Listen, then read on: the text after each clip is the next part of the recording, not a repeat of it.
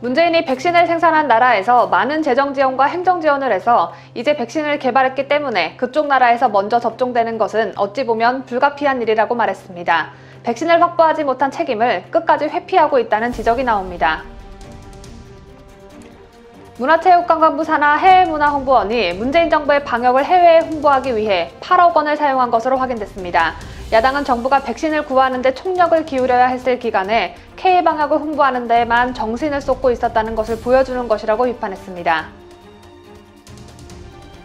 박근혜 대통령이 계신 서울구치소에서 수용자 2명이 코로나 양성 판정을 받았습니다. 법무부는 서울구치소에 전수조사를 지시했습니다.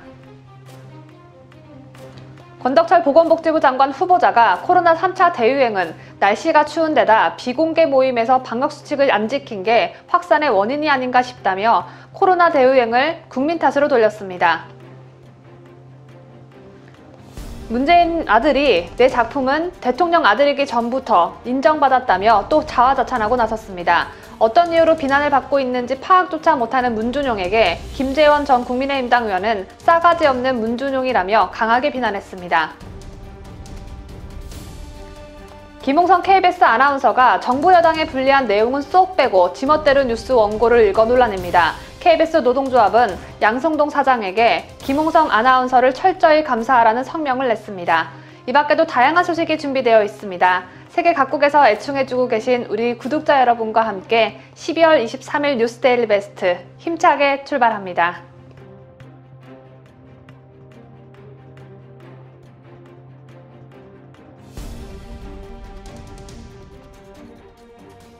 시청자 여러분 안녕하십니까? 뉴스데일리 베스트 민앵커입니다. 시청자 여러분, 유체이탈 화법이라는 말 한 번쯤은 들어보셨을 텐데 정확한 뜻을 알고 계신 분들은 없으실 것입니다. 유체이탈 화법은 자신이나 자신도 관련된 얘기를 마치 혼이 빠져나간 것처럼 남 얘기하듯 하는 그런 말하기 방식, 즉 듣는 상대방을 유체이탈을 시키는 화법이 아니라 말하는 사람이 자신과는 아무 상관없는 이야기인 양 자신과 관련된 얘기를 하는 화법을 말하는데요. 자, 주로 책임 회피를 하는데 이 화법이 쓰입니다. 자, 다들 비난하는 분위기인데 자기도 그 시류에 편승해서 자기는 해당이 안 되는 척하고 있으면 물타기를 할 수 있기 때문이죠. 자, 그리고 당연히 이 유체이탈 화법을 쓰는 사람은 무책임하다는 인상을 줄 수가 있습니다. 이 정도까지 말씀을 드렸으면 누구 얘기를 하는지 짐작하셨을 텐데요. 자, 바로 문재인 얘기입니다. 어제 전해진 소식을 듣고 많은 국민들께서 정말 황당하셨을 겁니다. 문재인은 어제 백신 논란을 의식했는지 백신과 관련한 구체적 입장을 내놨는데요. 그 내용을 요약하자면 두 가지로 압축할 수가 있습니다. 하나는 백신을 개발한 나라에서 먼저 접종되는 것은 불가피하다라는 발언이었고, 또 다른 하나는 전형적인 책임 회피성 발언이었는데 문재인이 참모진에게 자, 그간 백신 확보에 적극적으로 나서라는 지시를 몇 번이나 했는데 여태 진척이 없다가 이런 상황까지 만들었느냐라고 질책했다는 겁니다. 우선 첫 번째 발언, 백신을 개발한 나라에서 먼저 접종되는 것은 불가피하다라는 발언은 팩트 자체가 틀렸습니다. 이 사람이 도대체 뉴스와 신문을 보고 사는 사람인지 의심이 들 정도였는데요. 12월 또는 1월 내 접종 예정인 나라들인 싱가포르, 일본, 호주 등은 화이자나 모더나가 자국 제약사가 아닌데도 선구매에 성공했습니다. 또 백신 비개발국 가운데 캐나다와 사우디아라비아, 이스라엘이 이미 백신 접종을 시작했고 싱가포르, 멕시코, 칠레 등은 연내 접종을 앞두고 있습니다. 자, 이런 거 JTBC나 MBC가 그 좋아하는 팩트체크 안 하는지 모르겠습니다. 자, 다음. 복수의 언론에 따르면 문재인은 참모진에게 그간 백신 확보에 적극적으로 나서라는 지시를 몇 번이나 했는데 여태 진척 없다가 이런 상황까지 만들었느냐라고 질책했다라는 겁니다. 이 발언은 며칠 전인 21일 청와대 내부회의에서 나왔다고 하는데요. 자, 원래 상황이 이 정도면 본인이 나서서 직접 대국민 사과를 하던가 아니면 야당이 힘만 있었다면 이건 빼도 박도 못하는 국정조사감인데 국정 최고 책임자가 국민의 생명이 달린 감염병 백신과 관련해 참모진을 질책했다는 뉴스를 듣고 있으려니 화딱지가 치밀어 오르는 분들 참 많으셨을 겁니다. 최근 임상 3상이 끝나 미국, 영국 등에서 잇따라 접종이 들어간 화이자, 모더나 같은 백신에 대해서 문재인 정부는 백신 안전성, 유효성이 완전히 확보되지 않았기 때문에 서둘러 성금에 계약을 하면 우를 범할 수 있다는 논리를 들이댔습니다. 누가 봐도 백신을 조기에 구하지 못한 정부의 구차한 변명이었죠. 정부의 천천히 접종 기조는 지난달 상순까지 이어지다가 지난달 12일 돌변하기 시작합니다. 제날 권준욱 국립보건원장은 브리핑에서 설령 선입금을 포기하는 한이 있더라도 충분하고 되도록 많은 양을 확보하고 구매하겠다라고 밝혔습니다. 그 전까지 신중하게 구매해 천천히 접종할 것이라는 입장과 정반대였는데요. 자, 그런데 얘네들의 말이 꼬이고 있다는 걸 알 수 있는 결정적 발언이 박농후 보건복지부 장관 입에서 나왔었습니다. 지난달 국회 보건복지위에 참석한 박농후는 두 회사, 즉 화이자, 모더나에서도 일반적인 예상과 달리 우리와 빨리 계약을 맺자고 그쪽에서 재촉하는 상황이라고 발언했습니다. 여러분 아시다시피 두 회사는 임상 3상이 끝나 안정성이 검증돼 세계 각국이 선구매를 위해 백신 구매 전쟁을 벌였던 제품이었죠. 그런데 이 두 회사가 한국 정부와 계약하기 위해 목을 매는 상황이라는 식으로 국민을 호도했습니다. 권준욱은 설령 선입금을 포기하는 한이 있더라도 충분하고 되도록 많은 양을 확보하고 구매하겠다 이렇게 말하고, 박농후는 화이자, 모더나에서도 일반적인 예상과 달리 우리야 빨리 계약을 맺자고 그쪽에서 재촉하는 상황이라고 말하고, 여러분 이 두 말이 맞아 돌아간다고 생각하십니까? 보건복지부는 지난 21일 코로나 사태 브리핑에서 아스트라제네카 백신은 내년 2, 3월 국내에 들어오는 게 확실하다며 정부의 진행 과정에 대해 신뢰해달라고 읍소했습니다. 계약서를 보여준 것도 아니고 그냥 우리 말을 믿어달라는 것입니다. 올해 안에 30개국 이상에서 화이자, 모더나 등 안정성이 검증된 백신을 맞지만 우리 국민은 언제 맞을지 모르는 상황이죠. 국민 여러분, 우리나라가요, 후진국입니까? 우리나라 국력이 백신도 못 구할 만큼 쇠퇴한 것입니까? 어떻게 해서 이런 일이 벌어질 수 있었는지 저는 감히 국정조사를 즉각 실시할 것을 여러분과 함께 촉구하는 바입니다.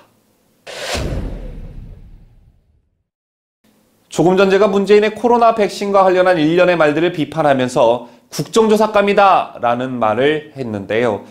단순히 고어성에 그치는 말이 아니라 어떻게 해서 이런 일이 벌어지게 됐는지 국민들은 소상히 알 권리가 있습니다.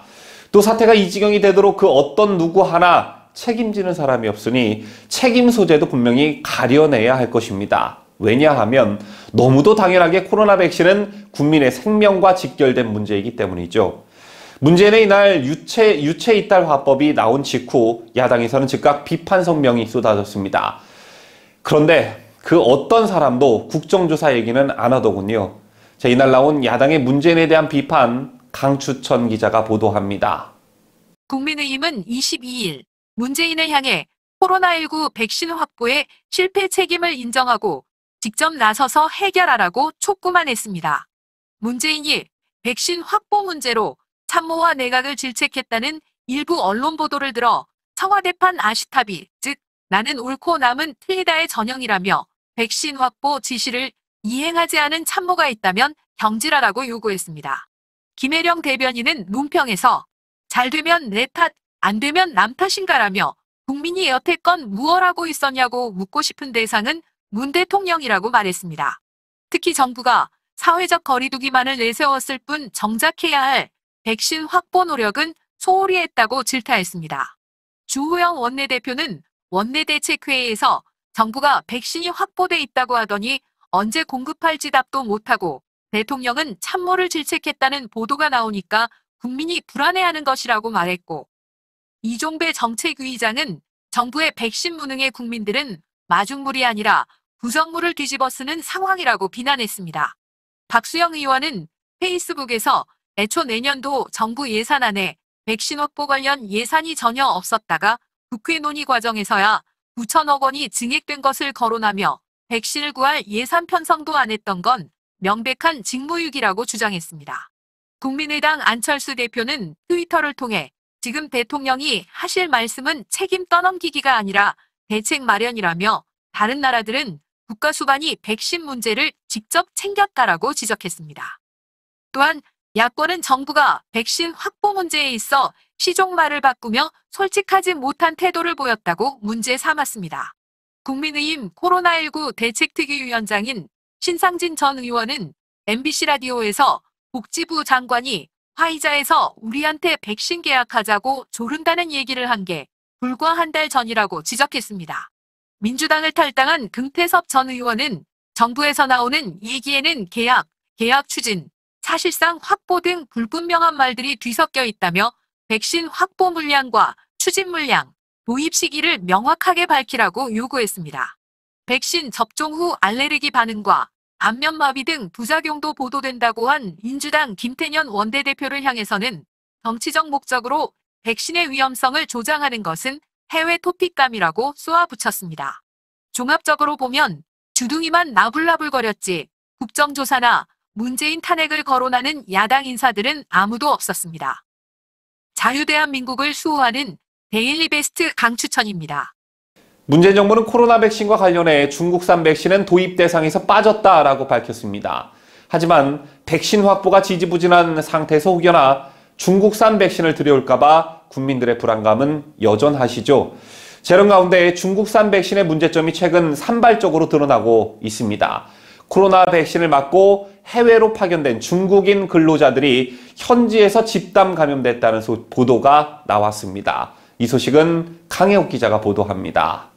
대만의 영자신문 타이완 뉴스는 중국이 자랑하던 우한 코로나 백신을 접종받은 뒤 앙골라와 세르비아에 파견된 국영기업 소속 중국인 근로자 420명 가운데 300명 이상이 우한 코로나 확진 판정을 받았다고 지난 18일 자유아시아 방송의 방송 내용을 인용해 보도했습니다. 신문에 따르면 중국인 근로자들은 중국의 시노팜이 개발한 코로나 백신을 접종받았습니다. 중국은 지난 9월 임상시험이 끝나지도 않은 시노팜 백신을 해외 파견 국영기업 직원들에게 접종한 바 있는데요. 장시성을 가진 근로자에 따르면 앙골라에 파견된 중국인 수십 명 가운데 최소한 17명이 확진 판정받았는데 그중 16명이 룬다노르테 지역에서 사업을 벌이는 중국 국영기업 소속으로 모두 출국 전 시노팜 백신을 맞았다고 밝혔다고 신문은 전했습니다. 12월 초에는 세르비아에 파견된 텐진전력건설 근로자 400명 중 300명이 코로나에 감염됐다는 소식도 있었다고 신문은 전했습니다. 이들도 앙골라 파견 근로자들과 같은 시노팜 백신을 접종했습니다. 자유아시아 방송에 따르면 중국산 백신을 맞고 해외로 나갔다 우한 코로나에 감염된 사례는 더 있습니다. 방송은 지난 12월 7일에도 우간다에 파견된 중국인 건설 근로자 47명이 우한 코로나에 감염된 사실이 확인됐다고 전했습니다. 중국 관영 매체 글로벌 타임스는 이 같은 보도가 나오자 즉각 감염된 사람들은 모두 백신을 맞지 않았다고 반박했다고 방송은 전했습니다. 하지만 중국 근로자가 해외로 파견 나갈 때는 백신 접종이 필수입니다. 자유대한민국을 수호하는 뉴스데일리 베스트 강혜국입니다. 며칠 전이었죠. 61살의 마이크 펜스 미국 부통령이 미 제약업체 화이자가 개발한 코로나 바이러스 백신을 공개 접종했습니다. 마이크 펜스 부통령은 왼쪽 팔에 접종을 받은 뒤에 아무 느낌도 없었다라고 말하면서 우리는 당신과 가족들을 위한 안전하고 효과적인 코로나 바이러스 백신 하나를 아마도 몇 시간 안에는 2개를 확보했다라고 강조했습니다. 그리고 며칠 뒤 미국에선 모더나 백신 접종이 일제히 시작됐습니다. 여기에 더해 제3의 백신인 얀센도 다음 달 긴급 사용 승인을 추진하고 있는데요. 어제는 조 바이든 후보가 화이자 백신으로 공개 접종을 마쳤습니다. 화이자 백신 접종을 마친 바이든은 트럼프 행정부에게도 감사의 뜻을 전했는데요. We owe you big. We really do. And one of the things is that I think that the administration deserves some credit getting this off the ground with Operation Warp Speed. 이 밖에도 전염병 대응의 최고 권위자로 꼽히는 파우치 소장도 모더나 백신을 맞기로 했습니다.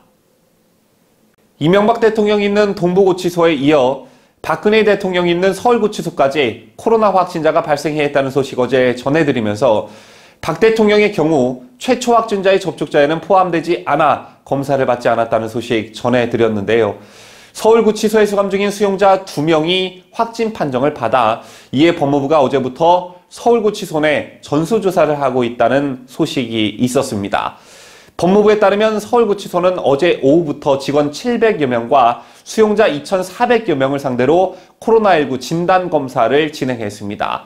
구치소 측은 이날 밤 9시까지 조사를 마무리할 방침이라고 밝혔는데요. 이에 따라 최초 확진자의 접촉자에 포함되지 않아 검사를 받지 않았던 박근혜 대통령은 어제 전수검사 대상에 포함됐습니다. 서울구치소는 손해 기존 의료진 의사 6명, 간호사 9명의 수원의료원과 화성소방서에서 추가로 간호 인력을 6명 지원받아 전수검사를 진행했습니다. 전수조사에 대한 결과는 오늘 오전부터 나올 것이라고 법무부는 밝혔습니다. 어제 진행된 권덕철 보건복지부 장관 후보자 인사청문회 소식 전해드립니다. 권덕철 후보자가 정부 여당이 자화자찬하는 K방역에 대해 외국에 비해서는 잘하고 있다고 평가한다며 합격점을 줬습니다. 권덕철에 비교한 외국은 대체 어느 나라인지 모르겠습니다. 권덕철은 문재인 정부가 백신 구매에 소홀하지 않았다며 문재인 정부가 백신 확보에 대처한 자세를 옹호하기도 했습니다. 문재인에게 지명된 사람이니 여기까진 그렇다 쳐도 권덕철은 이번 코로나 3차 대유행에 대해선 계절과 방역수칙 미준수가 원인이었다며 코로나 확산을 국민 탓으로 돌려버렸습니다. 국민을 향해 살인자라고 말한 제2의 노영민이 탄생한 느낌입니다. 강혜국 기자가 권덕철 후보자의 주요 발언들을 정리했습니다. 권덕철 보건복지부 장관 후보자는 22일 오전 국회에서 열린 인사청문회에서 K방역의 성과를 묻는 김성주 더불어민주당 의원의 질의에 그 성공 여부는 방금 위원님께서 지적하신 대로 확진자 수, 그다음에 중증 환자의 사망률 등 여러 가지 복합적인 지표를 가지고 판단해야 한다고 봅니다. 그런 측면에서 보면 우리나라는 다른 외국에 비해서 지금 잘하고 있다. 그런 평가를 전문가들도 하고 그건 있습니다. 사실은 있는 그대로 저는 야당도 인정한다고 생각합니다. 그러나 이날 0시 기준 코로나 신규 확진자는 869명을 기록했고 사망자는 24명으로 하루 동안 가장 많은 사망자가 발생한 전날과 같았습니다. 권덕철은 또 4,400만 명 국민이 받을 수 있는 백신 확보에 성공한 것은 맞느냐는 물음에 그렇다면서 정부에서 백신 접종이 2, 3월 가능하다고 발표했다고 답했습니다. 앞서 정부는 3,400만 명분의 백신을 확보하겠다는 계획을 발표했지만 선구매 계약이 체결된 곳은 효과가 검증되지 않은 아스트라제네카 백신 1,000만 명분뿐이었습니다. 이에 김미애 국민의힘당 의원은 코로나 백신 최대 4,400만 명분 확보했는데 내용이 15년 변호사 저도 잘 모르겠습니다. 구매 계약서 체결 완료, 구매 약관 및 공급 확인서 체결, 계약 체결 추진, 예정 이런 건데 확보의 의미는 확실히 보정하거나 소유한 거 아닙니까? 저도 마찬가지로 국민도 4,400만 명분이 확보되어서 우리도 올해 접종할 수 있겠구나 당연히 기대했습니다. 그런데 뚜껑을 열어보니까 아스트라제네카랑 1,000만 명분 그거 말고 있습니까? 네. 그다음 그것도 공급일이 명시된 계약서 안 보여줬습니다. 백신은 저희들도 이렇게 구체적인 내용을 공개할 수 없다는 것이 참 안타깝게 생각합니다만 이게 세계 어느 나라에서도 그 제약 기업과 이런 백신 개발 회사와 이 계약하는 과정에서 그런 비밀 유지 준수가 있기 때문에 그 상황 때문에 못하는 것입니다. 그래서 저희들이 물량이 확보되고 접종 시기가 확정이 되면 그때 국민들께 소상히 말씀을 드리고. 그렇다면 백신을 확보한 다른 나라들은 비밀유지 조항을 깨고 공개했던 것일까요? 문재인 정부 사람들은 항상 곤란한 질문엔 비밀이라서 공개 못한다고 답하는데 얘네들은 이게 강력한 무기가 되는 줄 아나 봅니다. 권덕철은 외국보다 백신 확보 속도가 더디다는 지적에 반박하기도 했습니다. 권덕철은 영국, 미국, 유럽 등에서 백신 물량을 인구의 몇 배를 확보하는 것은 지금 당장 그렇게 쓰겠다는 것이 아니다라며 백신은 유효기간이 있다. 일정 기간 접종을 해야 하고 그렇지 않으면 폐기되는 상황이라고 말했습니다. 그러면서 우리는 4,400만 명분을 확보해서 다음 유행 전까지 우선 접종 대상자를 중심으로 접종해서 면역이 60% 이상 생기게 하겠다고 미래지향적으로 말했습니다. 권덕철 후보자는 코로나 3차 대유행의 주요 원인으로 방역수칙 미준수를 들었습니다. 권덕철은 한편으로는 공식적인 부분에서는 마스크 등 방역수칙을 준수하는데 비공식 모임에서 그런 규칙이 안 지켜진 측면이 있는 것 같다. 그게 확산 원인이 아닌가 싶다고 말했습니다. 정부의 방역 대책은 잘한다고 평가하면서 코로나 확산의 책임을 일부 국민에게 돌린 것인데 더불어민주당 윤미향 술파티 같은 경우를 예로 들었으면 참 좋았을 뻔했습니다. 뉴스데일리 베스트 강혜국입니다.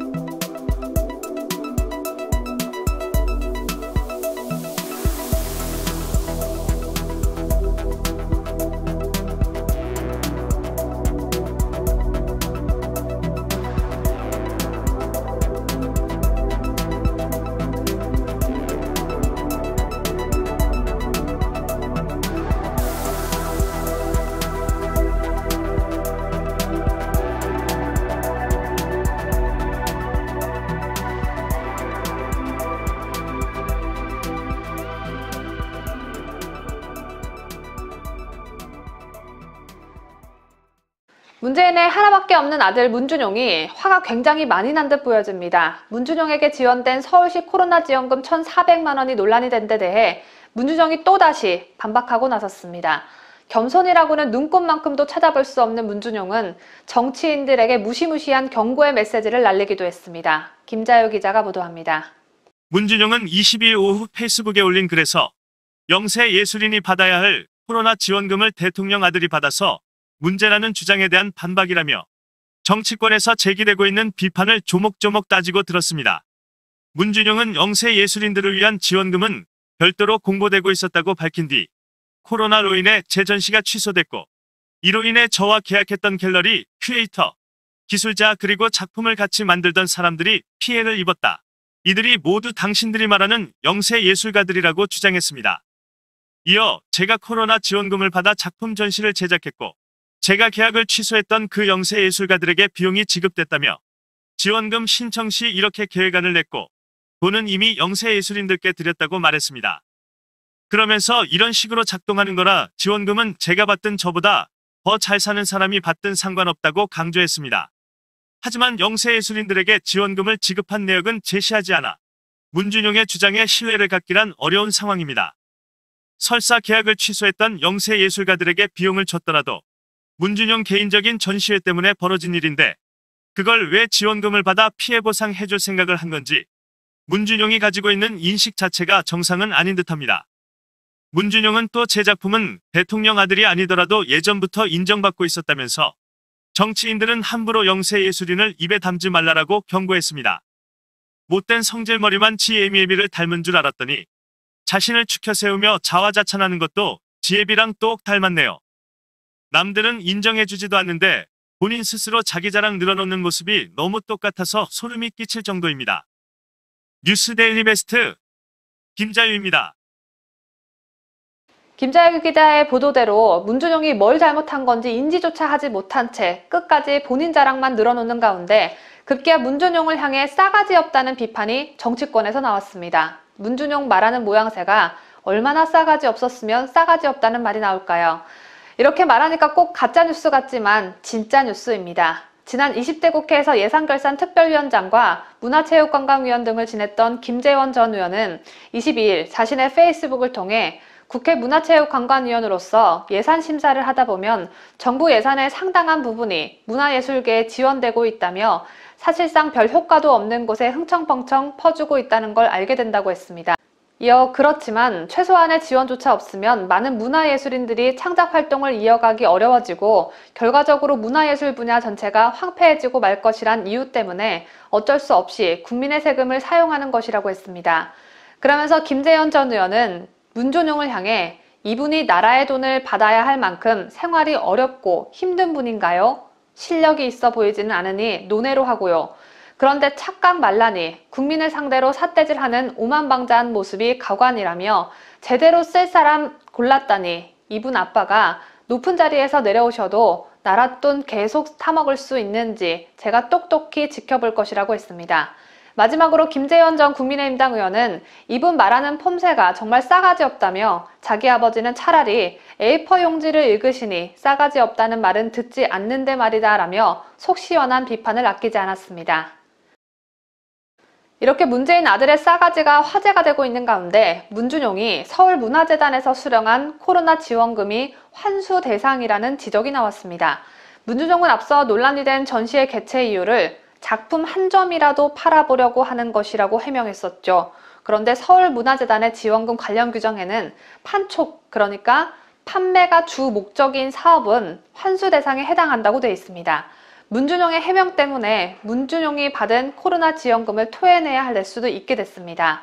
이런 상황을 빗대어 누워서 침 뱉기라고 하죠. 보도에 강혜국 기자입니다.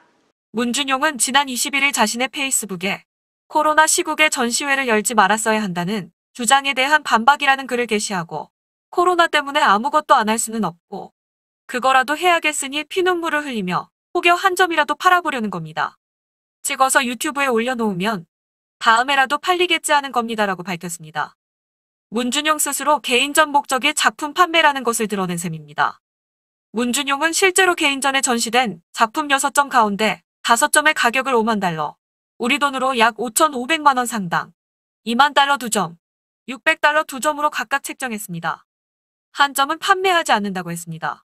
문준용이 지원금을 수령한 코로나 피해 긴급예술지원금 관련 공지에는 사업 선정 이후에도 위의 부적격자 및 부적격 사업이 확인되었을 시 선정 취소 및 환수 처리가 가능하다고 되어 있습니다. 이에 대해 법조계에서는 보조금 환수를 검토할 수 있다는 주장이 나옵니다. 이미 전시회에서 관례화된 작품 매매 여부의 문제가 아니라 정부 및 지자체 보조금을 지급받은 당사자가 스스로 목적과 다르게 지원금을 사용했다는 점을 밝힌 자체가 환수 대상이라는 것입니다. 검사 출신의 한 변호사는 유데일리와의 통화에서 법률상 세금으로 지급되는 보조금은 매우 엄격한 지급 절차와 목적에 맞는 집행까지 요구한다며 문준용 씨 본인이 SNS를 통해 전시회가 진행되는 기간 중에 스스로 보조금 목적에 반해 보조금을 썼다고 공표했는데 담당자가 이에 대한 문제조차 짚어보지 않는 것은 공무상 배임으로 몰릴 수 있다고 지적했습니다. 하지만 서울문화재단은 환수 조치 대상이 아니라는 견해입니다. 서울문화재단 관계자는 시각작가 작품이 갤러리를 통해 거래가 이루어지는 것은 적합한 절차로 규정상 판촉 부분에 해당하지 않는다며 작가가 개인 SNS에서 작성한 글을 가지고 지원금을 회수하고 판매 여부를 조사할 권한은 없다고 노골적으로 문준용 편을 들었습니다. 하긴 서울문화재단은 문준용이 문재인 아들이라는 사실을 인지하고 돈을 줬을 텐데 돈을 다시 환수할 리가 있을까요? 뉴스데일리 베스트 강혜국입니다. 오늘 뉴스에서는 싸가지라는 단어가 재차 등장하게 됐습니다. 제 입으로 싸가지라는 단어를 방송에서 언급하는 게 편치는 않지만 사실 그대로를 전해드려야 하는 진짜 뉴스인 만큼 진실된 보도 이어나가겠습니다. 전라도 출신으로 좌파 쪽 농객인 강준만 전북대 교수가 더불어민주당 집권 이후 싸가지 없는 정치가 계속되고 있기 때문에 우리 사회가 큰 위기에 처하게 될 가능성이 매우 높아졌다며 문재인 정부를 강하게 비판했습니다.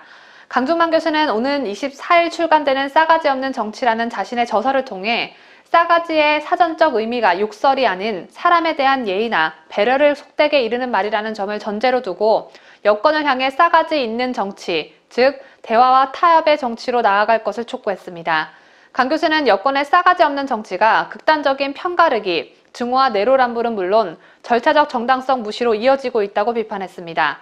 강 교수는 또 윤석열 검찰총장은 이명박 박근혜 시절이나 문재인 정권 시절이나 달라진 게 없다며 문 정권은 검찰 특수부의 칼이 자신을 향하자 펄쩍 뛰면서 윤석열 죽이기에 돌입한 것이라고 일갈했습니다. 또 산업통상자원부 공무원들이 일요일 밤 월성 1호 원전 관련 문건 444건을 삭제한 것에 대해서도 공무원의 준법 자율성을 말살해 그들을 영혼 없는 꼭두가시로 만드는 중대범죄 행위라고 비판했습니다. 강 교수는 문재인에 대해 중요 사안마다 뒤로 빠지는 고구마 같은 침묵과 유체이탈형 화법으로 일관한다며 문 대통령이 21대 국회에 화두로 협치를 강조했지만 이는 사전적 의미의 협치가 아니라 야당이 다수결의 독재에 순응하는 자세로 협조하라는 요구였을 뿐이라고 꼬집었습니다. 또 검찰 수사를 받는 조국 전 법무부 장관을 대놓고 두둔하는 등 공사 구분 의식이 모호하고 의전으로만 소통하려 한다고 비판했습니다.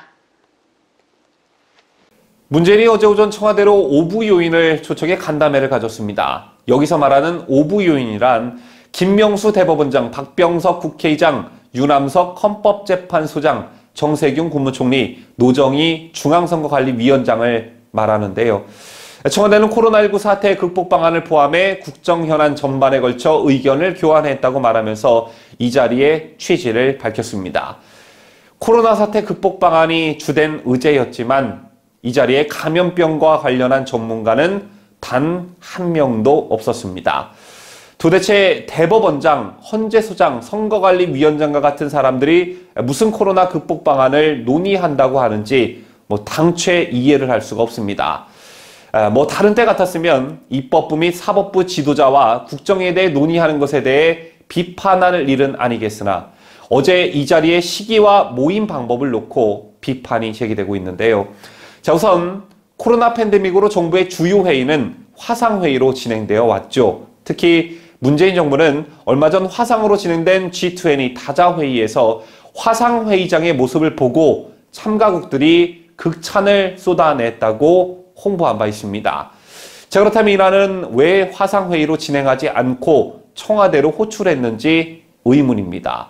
자, 다음 시기적 논란이 일고 있는데요. 어제는 윤석열 검찰총장의 정직 처분 집행정지 신문기일이었고 다음 날은 정경심 교수의 1심 선고일이었습니다. 그런데 문제는 이날 김명수 대법원장이 동석한 자리에서 권력기관 개혁에 협조를 당부했는데요.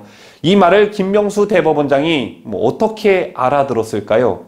혹시 압박감을 느끼면서 검찰총장 쫓아내기에 동참해달라, 검찰 권력의 피해자인 조국의 부인 정경심을 선처해달라, 이렇게 알아듣지 않았을까요? 정상적인 대통령 같았으면 최근 코로나 확산, 백신 확보 실패, 정부 여당의 입법 폭주, 헌정사 추이에 검찰총장 징계, 부동산 문제 등에 대한 국민의 걱정과 피로감이 축적되고 있는 요즘에 오부 요인 간담회가 아니라 국민과 대화에 나섰을 것입니다. 문제는 지난 3년 7개월간 기자회견을 서너 차례밖에 갖지 않았었죠. 국민과 직접 소통한다는 국민과의 대화도 마찬가지였는데 작년 12월 이후 없었습니다. 국민들은 문재인의 입을 통해 백신, 검찰총장 징계, 국제사회로부터 인권 훼손국으로 지목받는 대북전단 살포금지법을 비롯한 입법폭주, 부동산 문제 등을 포함한 입법폭주 등에 대한 너의 입장은 무엇인지 알고 싶어합니다. 언제까지 더불어민주당 방탄국회의원들 뒤에 숨고 정세균, 이낙연 뒤에 숨고 또 추미애 뒤에 숨고 정은경 뒤에 숨고 무슨 지명수배자입니까? 뭐가 그리 겁이 나는지.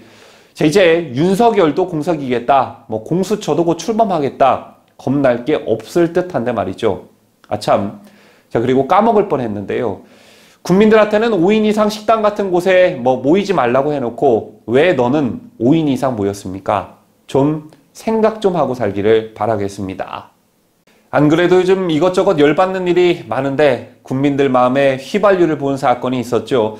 자, 바로 이용구 법무부 차관의 택시기사 폭행 사건입니다.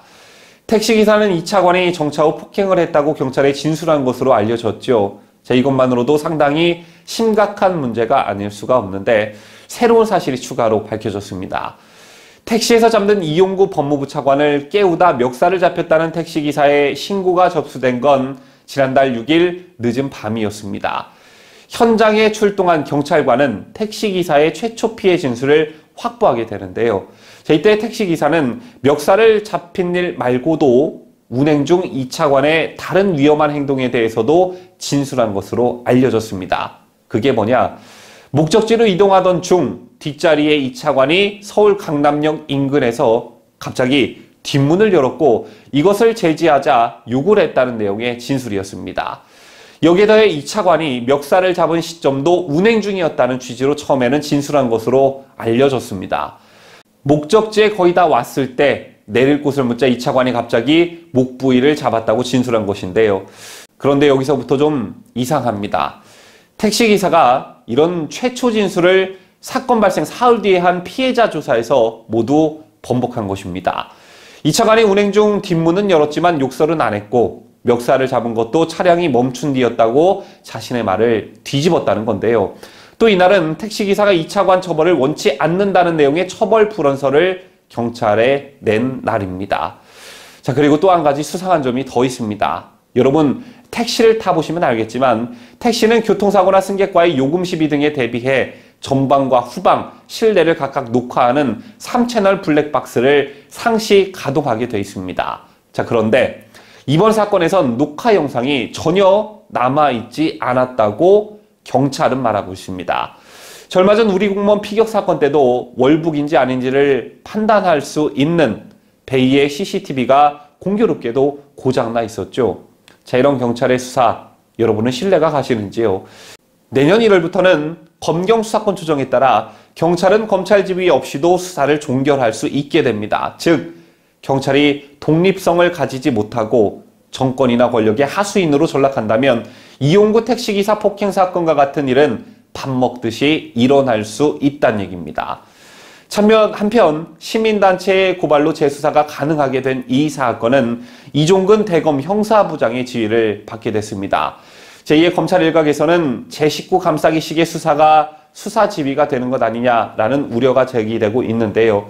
이종근 부장은 이 차관이 법무부 법무실장으로 재직하던 당시 장관의 정책보좌관과 검찰개혁 추진지원단 부단장을 역임하며 함께 문재인 정부의 검찰개혁 주무를 이끌어온 인물이었고 추미애 장관 인사청문회 준비단 업무를 총괄했던 사람입니다.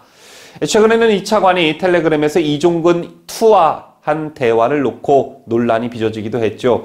이 차관은 윤 총장의 헌법소원 기사 링크에 대해 윤이 악수인 것 같은데 대체로 이것은 실체에 자신이 없는 쪽이 선택하는 방안이라고 했고 그러자 이종근 투라는 참여자는 네 차관님이라고 했습니다. 저런 충격적인 사건에도 이용구가 사과는 했지만 사퇴는 하지 않는 게 어쩌면 믿는 구석이 있어서 그런지도 모르겠습니다. 시청자 여러분, 문재인과 문재인 정권의 사람들을 한마디로 정의하자면 뭐라고 정의하시겠습니까? 여러 가지가 있을 수 있겠으나 저는 대한민국을 사회주의로 몰고 가는 사람들 이렇게 정의하고 싶은데요. 문재인 정권 4년 동안 대한민국은 슬프게도 중국보다 더 사회주의 같다는 말이 전혀 이상하지 않는 나라가 되고 말았습니다. 사회주의란 국가가 개입해 분배평등을 이루려는 이념체계입니다. 문재인 정부 국정은 국가주도라는 점에서 사회주의 성격이 강하다는 걸 이제 모르는 국민들은 아마 없을 텐데요. 국민의 삶을 책임지겠다는 사회주의 슬로건은 겉으로는 달콤해 보이지만 이미 실패한 체제라는 건 소련과 동구권 붕괴가 증명해 주고 있습니다.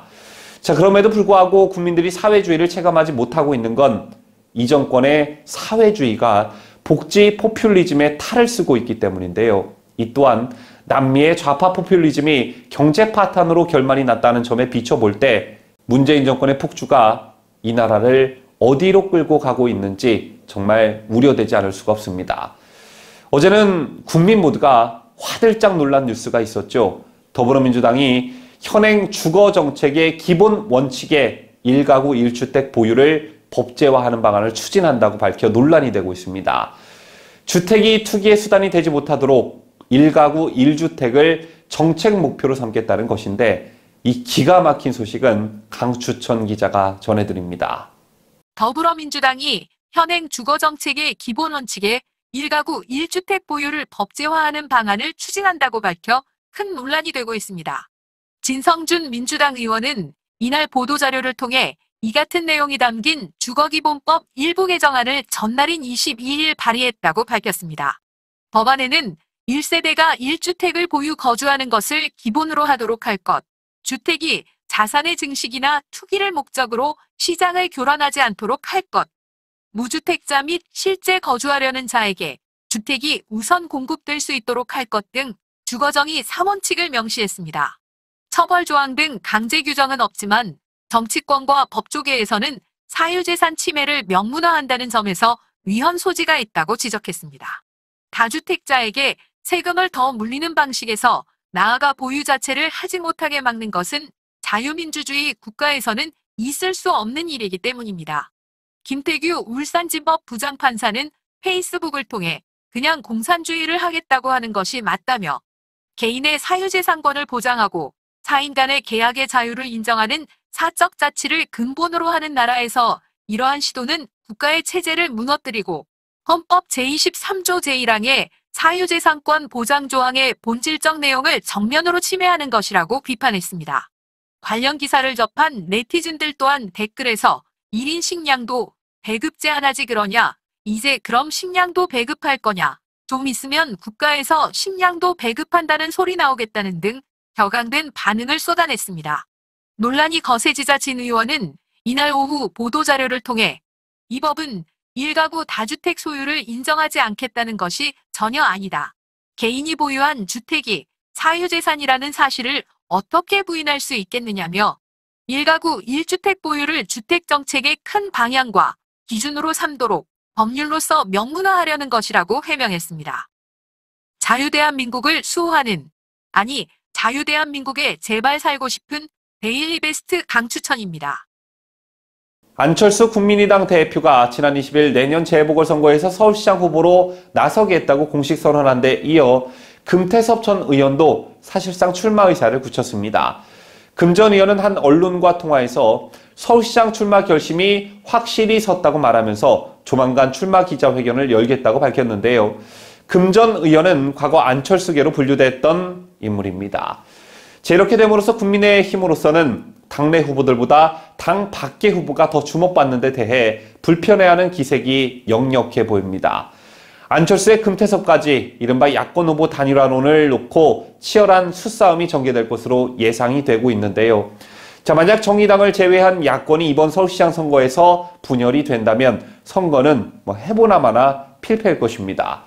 때문에 국민의힘의 고민도 깊어져 가는 것만 같습니다. 우선 안철수나 금태섭 같은 당외 인사를 위한 시민 경선 카드가 거론되고 있습니다. 국민의힘은 이번 보궐선거에서 1차 예비 경선은 100% 여론조사, 2차 본 경선은 당원 투표 20%와 여론조사 80%를 반영하기로 이미 정한 상태인데요. 여기서 당원 투표 20%를 아예 없앰으로써 외부 인사들에게 경선 문턱을 낮춰주면서도 당내 경선은 그대로 가져가자는 그런 의견입니다. 국민의힘은 이런 내용의 시민경선 방안을 논의할 것이라고 하는데요. 반발 여론도 있습니다. 우선 국민의힘 공천관리위원장인 정진석 의원은 안 대표의 출마 회견을 지켜봤지만 회견 다음 날부터 안 대표 측에서 나오는 태도에 실망스럽다고 말했습니다. 제 같은 정진석 의원의 말은 안철수 대표가 출마 선언 다음 날 연립지방정부 운운하며 국민의힘 입당에 선을 그은 것에 대한 불쾌감으로 읽혀집니다. 또한 국민의힘의 원내 핵심 관계자도 언론과 통화해서 서울시장에 자신이 있다는 사람이 당내 경선도 통과 못하냐라며 안철수 금태섭이라 해도 꽃가마는 없다고 밝혔습니다. 한편 안철수 대표에 이어 금태섭 전 의원 역시 국민의힘 입당은 하지 않을 것이라고 선을 그었습니다. 도널드 트럼프 미국 대통령이 현지 시간 21일 아베 신조 전 일본 총리, 모디 일본 총리, 스콧 모리슨 호주 총리에게 공로 훈장을 수여했습니다. 3개국 전현직 정상들이 중국을 견제하기 위한 미국, 일본, 호주, 인도 사각협력체인 쿼드에 적극 참여한 것에 감사의 뜻을 표한 것인데요. 중국의 보복을 두려워해 인도태평양 전략 참여에 소극적인 한국의 외교적 고립이 부각된 모양새입니다. 훈장 수여식은 트럼프 대통령을 대신해 로버트 오브라이언 백악관 국가안보회의 보좌관 주도로 이날 백악관에서 진행됐으며 각국 전현직 정상을 대신해 각국의 대사들이 참석했습니다. 트럼프 대통령은 아베 전 총리에 대한 훈장 수여 이유에 대해 자유롭고 개방된 인도태평양에 대한 리더십과 비전 때문이라고 말했다고 오브라이언 보좌관은 전했습니다. 또한 트럼프 대통령은 모리슨 총리가 전 세계적인 도전 과제를 해결하고 집단 안보를 촉진하는 데 리더십을 발휘했다고 훈장 수여 이유를 설명했는데요. 트럼프 대통령이 공로 훈장 수여 이유에 대해 각기 다른 이유를 거론했지만 이들이 인도태평양에서의 중국 부상을 견제하는 역할을 했다는 공통점을 가지고 있습니다. 한편 쿼드 4개국은 지난달 3일부터 인도양 동북부 벵골만에서 연례 합동해상 군사훈련을 사흘간 실시하는 등 군사외교적 협력체계 구축을 강화하고 있습니다. 하지만 문재인 보유국인 한국은 중국의 보복을 우려해 적극적인 참여에 부정적인 입장을 보이고 있습니다. 정치 편향 방송으로 여러 차례 물의를 일으켰던 KBS 공영방송이 아직도 정신을 차리지 못하고 있습니다. 도전 골든벨 진행자로 얼굴이 알려진 김홍성 아나운서가 기자들이 열심히 취재해 작성한 원고에서 집권 여당에 불리한 내용은 쏙 빼고 편파 방송을 했는데 본인 입맛대로 내용을 뺀 부분이 한두 군데가 아니어서 더욱 충격적입니다. 김홍성 아나운서인지 대깨문인지 이자가 저지른 행태는 취재 기자들을 무시한 것은 물론 대한민국 국민들을 기만한 행위라고 할 수 있겠습니다. KBS 아나운서들 월급 누가 주나요? 국민들이 낸 수신료로 월급을 받죠. 급기야 KBS 내부에서도 비판이 제기됐고 KBS 노조도 들고 일어섰습니다. 보도에 강혜국 기자입니다. 어제였던 22일 KBS 노동조합에 따르면 지난 19일 방송된 KBS 1라디오 오후 2시 뉴스에서 김홍성 아나운서는 이용구 법무부 차관의 택시기사 폭행 사건 속보를 전하면서 원래 기사에 포함되어 있던 야당 의원의 봐주기 수사 의혹 제기 발언을 생략해버렸습니다. KBS 노조가 이날 발표한 성명서에서 공개한 기사 원고에 따르면 당초 뉴스 원고는 이용구 차관의 택시기사 폭행 사건 단신 보도와 함께 김웅 국민의힘당 의원의 정차 중 택시 버스 기사를 폭행한 사건 중에서 합의되었음에도 내사 종결 않고 송치한 사례가 있다면 이용구 어모 사건은 명백한 봐주기 수사다라고 말한 발언 내용이 포함되어 있었으나 좌파 같은 김홍성 아나운서는 이 부분을 생략했습니다. 또 야당 의원 발언에 대해 주장했다라고 서술한 표현도 김홍성 멋대로 힐난했다로 바꿔 말했습니다. 주장하다는 같이 중립적인 용어인 반면 힐난하다는 트집을 잡아 거북할 만큼 따지고 들다는 의미인데 김홍성 씨가 글을 쓰는 작가도 아니면서 의미가 전혀 다른 단어를 골라 사용한 것입니다. KBS 노조 관계자는 방송 뉴스는 단신 보도도 기자들이 작성하며 진행자인 아나운서는 이를 그대로 읽는 것이 원칙인데 이를 뉴스 진행자가 임의로 수정하는 전무후무한 일이 벌어졌다며 야당 의원 발언에 뉘앙스를 바꾸려 한 것으로 보인다고 했습니다. 이외에도 김홍성 아나운서는 이용구 차관의 폭행 사건 개요를 전한 단신 기사에서도 택시기사는 술 취한 승객이 행패를 부린다는 취지로 경찰에 신고했고 현장에 출동한 경찰은 이용구 차관의 신분을 확인한 뒤 추후 조사하기로 하고 돌려보냈습니다라는 내용을 읽지 않은 것으로 나타났습니다. 단어를 바꿔 말한 게 아니라 문장을 통째로 빼버린 것입니다. 김홍성 아나운서의 민주당원스러운 행태는 여기서 그치지 않습니다. 청문회를 앞두고 있는 권덕철 보건복지장관 후보자에 대한 야당 국회의원의 주장도 뉴스에서 임의로 생략한 것으로 나타났습니다. 생략된 부분은 2010년 4억 1천만 원에 산 강남구 개포동 대치 아파트를 2018년 8억 8천만 원에 팔아 4억 7천만 원의 수익을 냈고 특히 권덕철 후보자는 세종시에 특별 분양받은 아파트에 거주한 적이 없는 것으로 확인됐습니다라는 내용이었습니다. 권덕철 후보자의 부동산 문제가 논란이 될 것을 염려해 김홍성 아나운서는 또 지멋대로 읽지 않은 것입니다. KBS 노조는 성명을 통해 공영방송 KBS 역사상 그동안 듣도 보도 못한 아나운서제 맘대로 편파 방송 사건이 일어났다며 양승동 사장은 즉각 실태를 감사하라고 촉구했습니다. 김홍성은 KBS 직원이라는 안정적인 직업을 손에 놓지 않으면서 문재인 눈에 띄기 위해 노력하는 모양새인데 국민들의 비난을 조금이라도 덜 받으려면 지금이라도 아나운서 그만두고 KBS 아나운서 출신인 고민정 보좌관이나 하길 조언합니다. 뉴스데일리 베스트 강혜국입니다.